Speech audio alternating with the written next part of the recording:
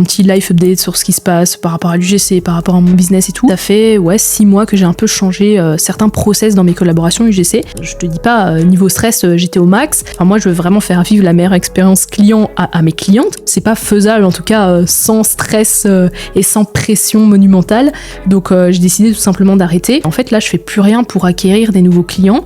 Et je m'en fous un peu, tu vois. Le fait d'arrêter, on peut le voir comme un échec. Et en vrai, je le vois pas du tout comme un échec. Ça sert à rien de se poser mille de questions et de se dire, ouais, est-ce que je le fais, est-ce que je le fais pas? Fais-le et tu verras. Mais en tout cas, l'objectif, c'est toujours d'emmener les élèves le plus loin possible. Et franchement, j'ai préparé des thèmes banger. Donc, elles sont absolument pas prêtes, je pense, parce que là, on va vraiment aller loin. Bienvenue dans Coulisses d'une créatrice. Hello, j'espère que tu vas bien. Je te souhaite la bienvenue dans ce nouvel épisode de podcast. Encore une fois, j'ai l'impression que ça fait super longtemps que je me suis pas posée derrière le micro parce que maintenant j'ai l'habitude de tourner 2 épisodes sur le même jour. Donc c'est un peu bizarre, mais ici je fais un épisode aujourd'hui, c'est un peu un life update. J'en avais parlé dans mes stories que j'avais des petites choses à dire, un petit life update sur ce qui se passe par rapport à l'UGC, par rapport à mon business et tout. Et je trouve que ça peut être intéressant parce que c'est aussi le but de cette chaîne de podcast, c'est un peu les coulisses d'une créatrice, le coulisses de mon métier. Donc ici je vais aborder plusieurs sujets en espérant que j'aurai une voix jusqu'à la fin de cet épisode parce que là je sors de 2 heures de tournage puisque j'ai rajouté des nouvelles vidéos dans la formation UGC School. Et d'ailleurs je peux même commencer par là par rapport à mes updates puisqu'en fait ça fait suite à moi, mes collaborations.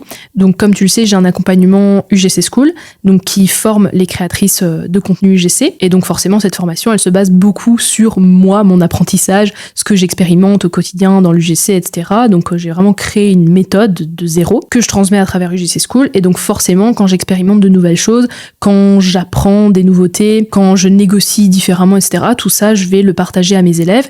Et ici, ça fait 6 mois que j'ai un peu changé certains process dans mes collaborations UGC.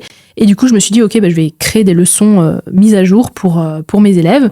Et du coup, ça concernait surtout la partie pricing. Surtout que je sais que la partie pricing, c'est un truc qui est assez compliqué, assez subjectif pour les créatrices UGC. Et du coup, je pense clairement que ça va les aider. Mais du coup, au niveau des thématiques, pour que tu aies un peu une idée et pour que tu saches un peu, moi, ce qui change dans mon business de créatrice UGC, c'est déjà adapter mes prix en fonction de la marque que j'ai en face de moi. Donc, si c'est une grosse marque, si c'est une plus petite marque. Donc, je leur ai vraiment tout expliqué dans une leçon vraiment bien structurée, bien détaillé, le type de choses à prendre en compte pour savoir si tu peux augmenter effectivement le tarif en fonction de la marque qui est en face de toi, des messages types à envoyer, des messages de négociation, de relance, etc. C'est un truc que j'ai décidé de faire systématiquement sur toutes mes collabs, donc ici depuis janvier, parce que je trouve que c'est important, tu peux pas facturer le même prix pour une marque qui débute dans l'UGC, qui connaît pas l'UGC ou qui a simplement pas beaucoup de budget marketing, parce que c'est une petite marque, c'est une marque qui a 1 an ou quoi, tu peux pas facturer le même prix à ce type de marque qu'à une marque, ça fait des années qu'elle est sur le marché, elle est dispo en grande distribution, on la voit partout, on l'entend partout,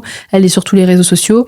Forcément, ton contenu, il aura plus d'impact et il va générer plus d'argent chez ce genre de marque. Et je trouve qu'il faut être rémunéré en conséquence. Donc j'ai vraiment expérimenté ça ici ces derniers mois et du coup je leur ai créé une leçon à partir de ça. Je leur ai préparé aussi des leçons sur comment augmenter ses prix avec assurance. Parce que ça c'est un truc aussi, je comprends pas, il y a des créatrices, genre ça fait 6 mois, 1 an qu'elles sont dans ce domaine-là. Elles ont augmenté leurs tarifs peut-être en 1 an de, 20 ou 50 euros sur leurs vidéos. À un moment tu gagnes en expertise, tu apportes de nouveaux résultats aux marques.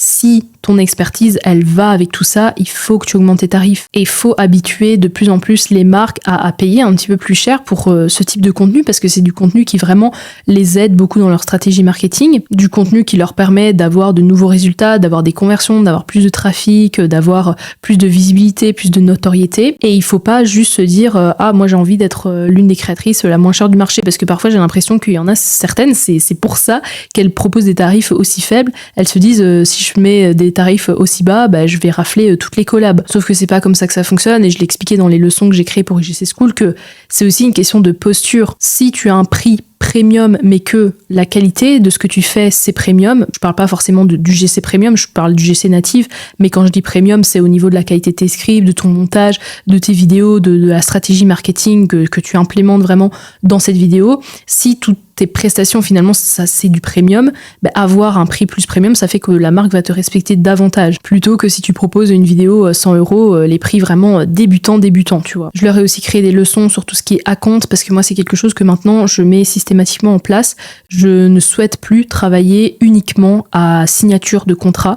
Donc ça m'arrivait encore de le faire de temps en temps et de pas toujours demander un acompte, mais là maintenant c'est systématique, ce sera toujours un acompte parce que je vois pas pourquoi est-ce que je me mettrais à travailler sur une collaboration, sur un projet, sans avoir une compensation financière derrière. Parce que ok, t'as le contrat qui est signé, mais en soi, la marque, elle pourrait très bien te dire, bah non, en fait, finalement, on n'a plus besoin de la vidéo, ou alors tes scripts, finalement, ils nous intéressent pas plus que ça, ciao, bye bye, ou alors simplement disparaître dans la nature et ne pas donner signe de vie. Parce que la marque, en soi, elle sait que tu vas pas intenter un truc en justice juste parce qu'elle a signé ton contrat, tu vois, même si ton contrat, il est fait par un avocat et tout.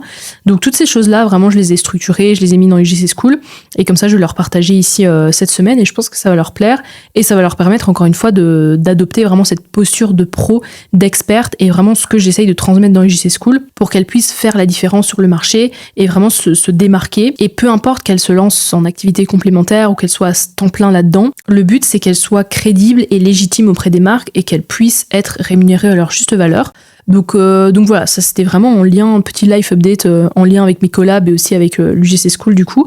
Et des choses que, ouais, certaines choses que j'accepte plus dans les collaborations UGC et certaines choses que j'impose maintenant parce que je trouve que à partir d'un certain moment, il faut être capable d'imposer certaines règles dans ton activité et simplement ne pas y déroger par respect pour toi-même et par respect pour ton business. Ensuite, deuxième update, c'est concernant les UGC Mastery. J'arrête complètement les UGC Mastery, c'est terminé, j'en ferai plus. Donc je viens de terminer ici la 3e édition, donc il y a eu une édition en 2024 et 2 en 2025 et ça y est, j'ai décidé d'arrêter complètement. Donc pour te réexpliquer un peu le concept, en gros le challenge il durait environ, enfin c'était sur 2 semaines et je formais en fait des personnes qui voulaient se lancer dans la création de contenu UGC au métier de créatrice, mais vraiment l'aspect création de vidéos, donc tout ce qui est script, tournage, montage, donc vraiment ça le cœur du métier, pour leur faire découvrir un petit peu c'est quoi les attentes des marques, comment est-ce qu'on crée une vidéo, est-ce que c'est un métier qui pourrait leur plaire, leur convenir, est-ce qu'elles pourraient éventuellement se lancer dans une activité complémentaire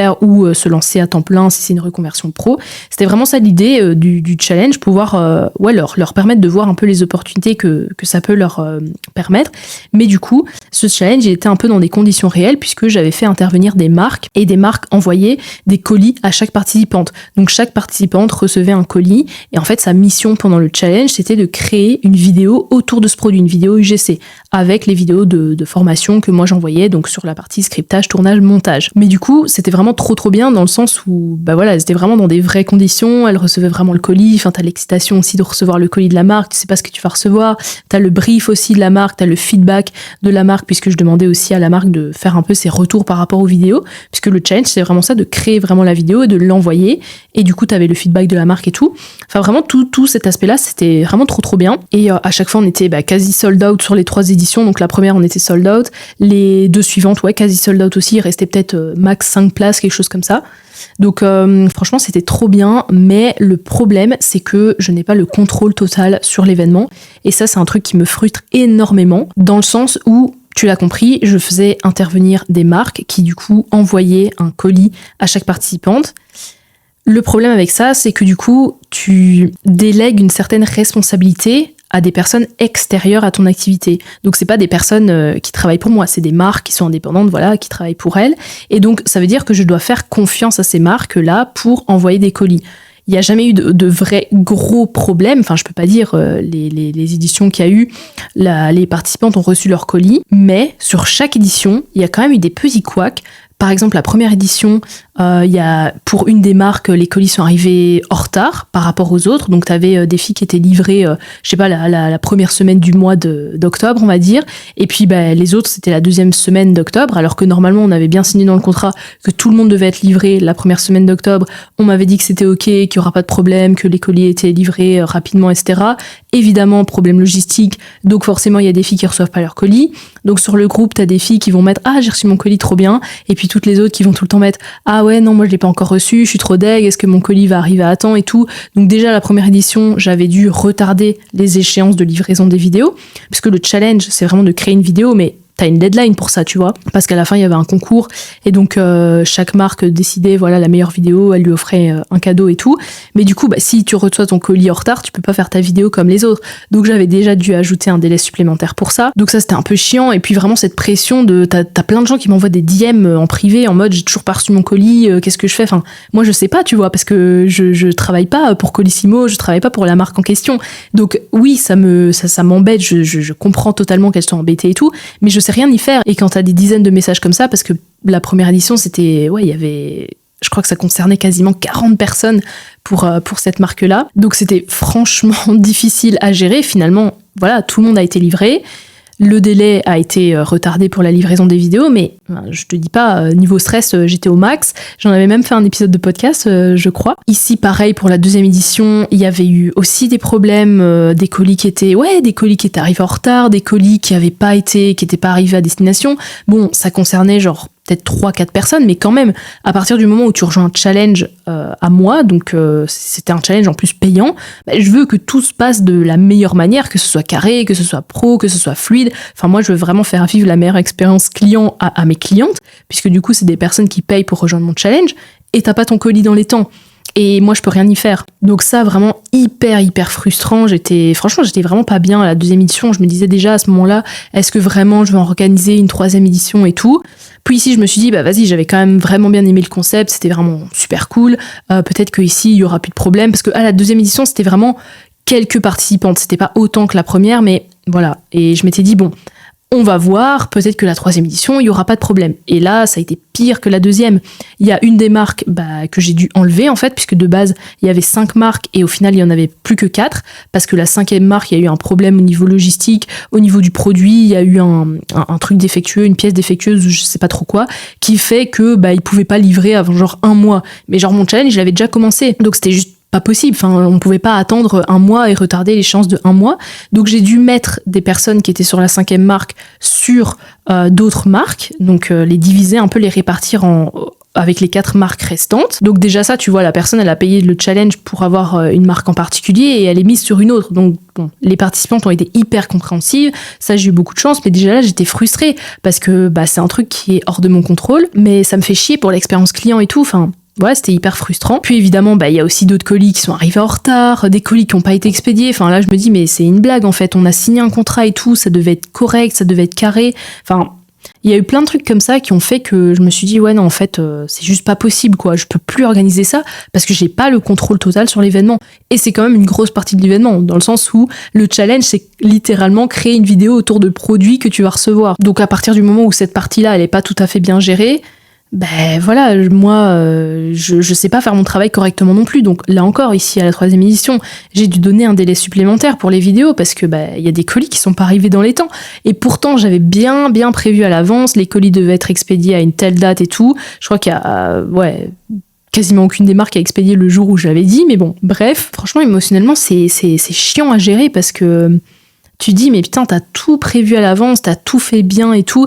Et évidemment, je suis super contente d'avoir eu ces marques-là sur le Mastery, que ce soit pour les 3 éditions. Je trouve que c'est incroyable que j'ai pu signer des contrats et tout avec ces marques-là pour envoyer des colis comme ça en dotation à des participantes. Mais c'est vrai qu'il y a des trucs qui auraient pu être mieux optimisés et que les choses se passent de manière fluide si tout avait été carré aussi de leur côté. Et c'est ça qui a fait que j'ai pris ma décision et que j'arrête complètement les UGC Mastery parce que voilà, je veux pas perdre le concept, je veux pas continuer les UGC Mastery sans les colis et juste que ce soit une vidéo à faire avec des produits que t'as chez toi parce que ça c'est les challenges basiques qui tournent tout le temps. Donc moi je voulais vraiment faire un truc qui sort du lot et tout en vraies conditions, mais clairement c'est pas faisable en tout cas sans stress et sans pression monumentale. Donc j'ai décidé tout simplement d'arrêter. Et même je trouve que c'est pas forcément une bonne idée de continuer ces challenges là dans le sens où ça reflète aussi, moi, ma brand, ma marque personnelle. S'il y a des trucs qui se passent pas bien pendant le challenge, même si c'est en dehors de mon contrôle, parce que comme je l'ai dit, je peux pas gérer les problèmes logistiques, Colissimo, machin, tout ça, ça reste quand même, entre guillemets, mon image qui est associée, en fait. Et on va se dire, ah ouais, j'ai participé à ce challenge-là, mais c'était vraiment pas carré, j'ai pas reçu mon colis, je l'ai reçu en retard, machin. Mais forcément, je suis associée puisque c'est moi la créatrice du challenge. Et ça, c'est un truc que je veux plus. Et c'est pour ça que maintenant, comme je dis toujours, on peut compter que sur soi-même. Il faut vraiment faire attention avec qui tu associes ton image parce que il y a certaines choses qui peuvent se répercuter sur toi, même si tu n'as pas le contrôle. Et voilà, et ça, c'est vraiment une leçon que j'ai apprise du coup. Et voilà, qui a fait que du coup, j'ai pris la décision d'arrêter ces masteries-là. Et voilà, mais en tout cas, je regrette pas parce que c'était vraiment une super chouette expérience. Il y a plein de filles qui nous ont rejoints dans UGC School suite à ces UGC Mastery-là, qui maintenant cartonnent dans l'UGC, que peut-être qui n'auraient jamais rejoint UGC School si j'avais pas organisé ces challenges. Donc ça, pour ça, je serais éternellement reconnaissante et je pense qu'elles sont contentes aussi d'avoir rejoint UGC School parce que du coup, maintenant, elles cartonnent. Mais voilà, c'était une expérience. Simplement, je la réitérerai plus. Un autre update, c'est par rapport à mon studio. Donc si tu regardes cette vidéo sur YouTube, tu sais que je suis dans un studio et donc en fait, c'est mon studio.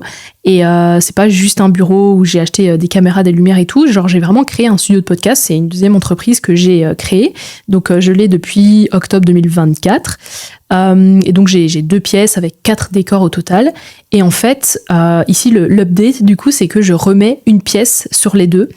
Tout simplement parce que je suis pas aussi animée que ce que je pensais par ce projet.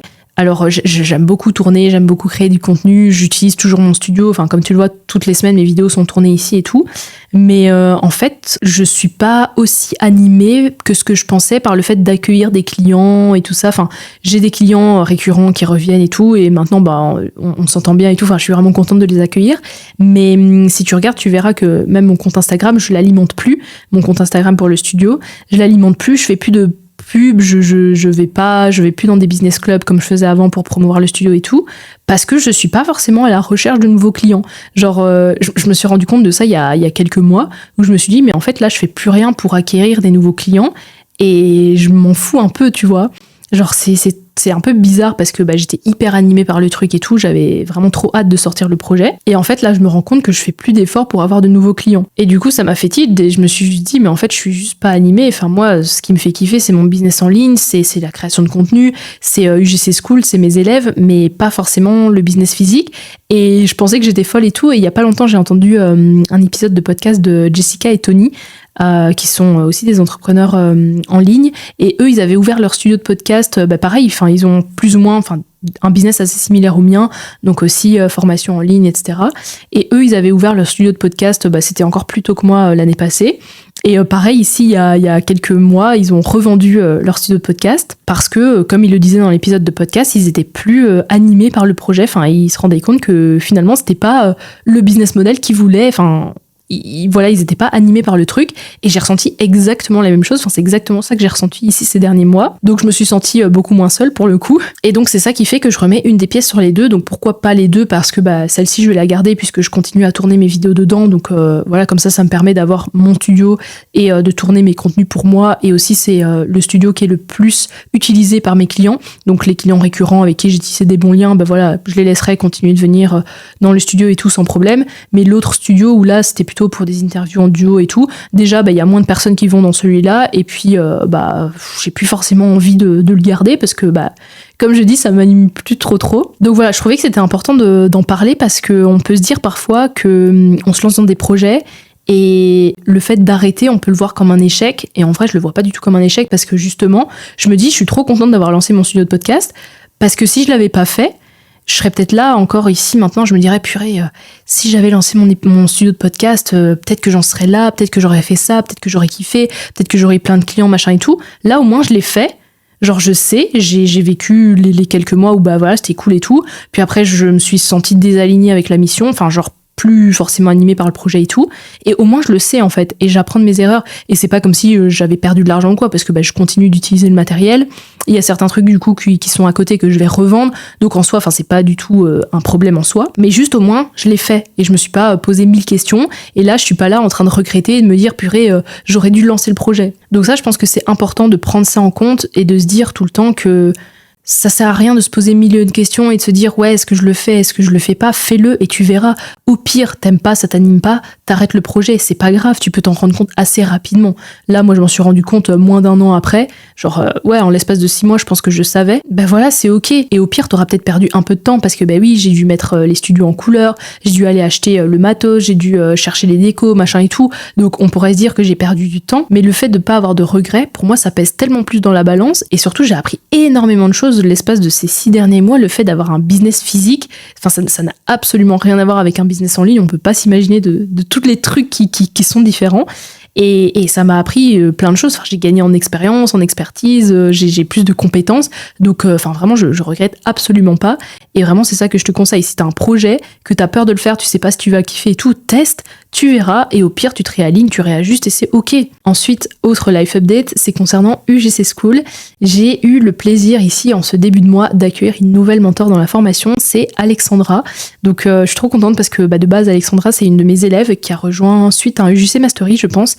Et ouais, je suis même sûre, elle avait gagné, c'était la première édition du UGC Mastery, elle avait gagné la première édition avec la marque de produits capillaires. Et vraiment, son évolution dans l'UGC, elle est incroyable. Enfin, elle fait des vidéos maintenant juste incroyable, je le dis tout le temps, mais il suffit d'aller voir sur son compte Insta. Et vraiment, je suis super contente parce que du coup, ça apporte vraiment du renouveau dans UGC School, encore une fois.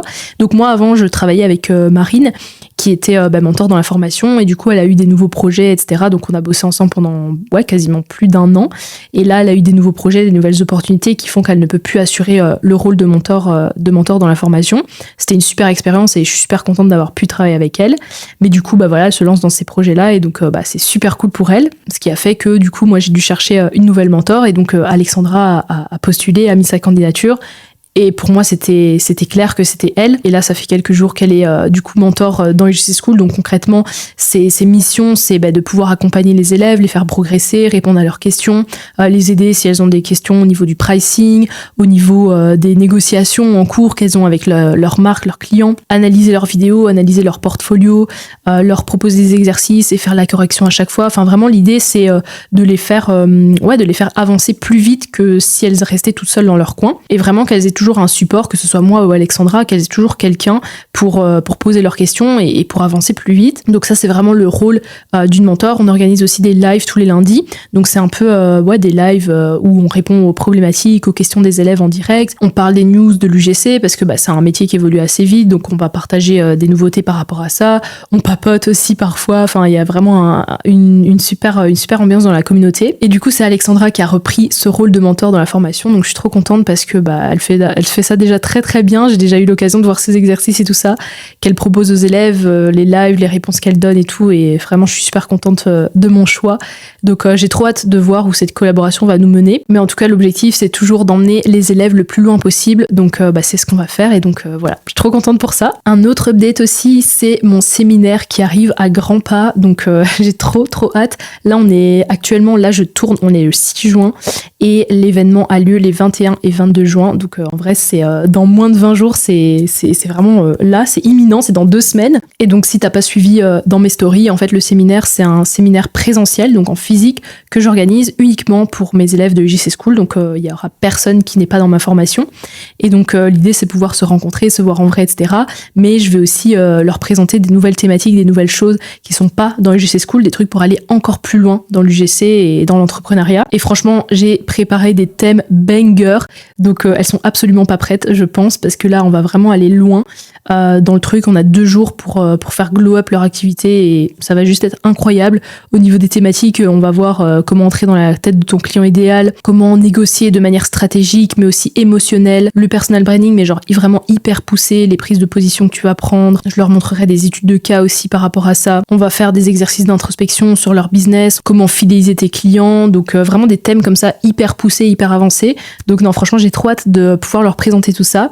Mais du coup, c'est beaucoup d'organisation aussi. Donc, il faut trouver le traiteur, il faut trouver la salle, il faut créer les goodies, les tote bags. Il faut préparer aussi les supports pour l'événement, que ce soit des supports, des cahiers, imprimer des trucs, avoir un support PDF pour avoir un PowerPoint. Il faut préparer aussi tout ce qui va aider pour la construction du replay, parce que l'idée, c'est que mes élèves puissent avoir un replay. Et c'est peut-être un replay que je sais pas encore ce que je vais faire à ce niveau-là, mais comme les thèmes vont vraiment être banger, genre banger de ouf, je me suis dit que ça pourrait être intéressant de mettre à dispo le replay à d'autres personnes qui sont pas forcément dans la communauté UGC School, mais du coup un replay qui serait payant évidemment, mais parce que je pense vraiment que ça peut aider beaucoup de personnes, qu'elles soient dans l'UGC ou dans l'entrepreneuriat de manière générale. Je pense vraiment que ça peut aider plein de personnes, et c'est limite une formation en tant que telle, genre vraiment sur les 2 journées, enfin il va y avoir vraiment de la matière, sera assez dense, mais hyper droit au but, encore une fois, hyper actionnable, et je pense que ça peut aider beaucoup de personnes. Donc ça, je vais voir encore ce que je vais faire, si je mets un replay dispo au grand public, à quel prix et tout. Donc ça, n'hésite pas à regarder mes stories pour être au courant de ça. Et puis évidemment, je documenterai l'événement, donc je partagerai des stories, des photos, etc. Je ferai à mon avis un épisode de podcast spécifique par rapport à mon retour d'expérience sur le séminaire, parce que ça reste un événement présentiel, c'est un truc que j'ai jamais fait, et ça peut aussi faire partie des coulisses d'une créatrice. Donc ça, n'hésite pas à me dire en DM si ça t'intéresserait un épisode de podcast là-dessus une fois que le séminaire sera passé. Mais voilà, en tout cas, j'ai trop hâte d'y être. Mais donc voilà, c'était un peu les derniers updates, les dernières nouvelles par rapport au pro, par rapport à mon business ici ces derniers temps. J'espère que ça t'a plu cet épisode de podcast, de voir un peu plus les coulisses de ce qui se passe derrière, un peu les hauts, les bas et tout ce qu'il y a à côté. Donc voilà, n'hésite pas à me faire un message sur Instagram comme d'habitude. Je suis toujours ravie de pouvoir discuter des épisodes de podcast et d'avoir des feedbacks, ça me fait super plaisir. Et puis ici pour les prochaines semaines, je ne sais pas encore quelle thématique je vais aborder. Donc si t'as des idées aussi par rapport à ça, je pense que je mettrai une boîte à questions en story sur Instagram pour voir un peu ce que vous voulez entendre comme thématique. Donc voilà, pense à y répondre s'il y a une thématique que tu veux entendre en particulier. Et en attendant, moi je te dis à la semaine prochaine et encore merci pour ton écoute.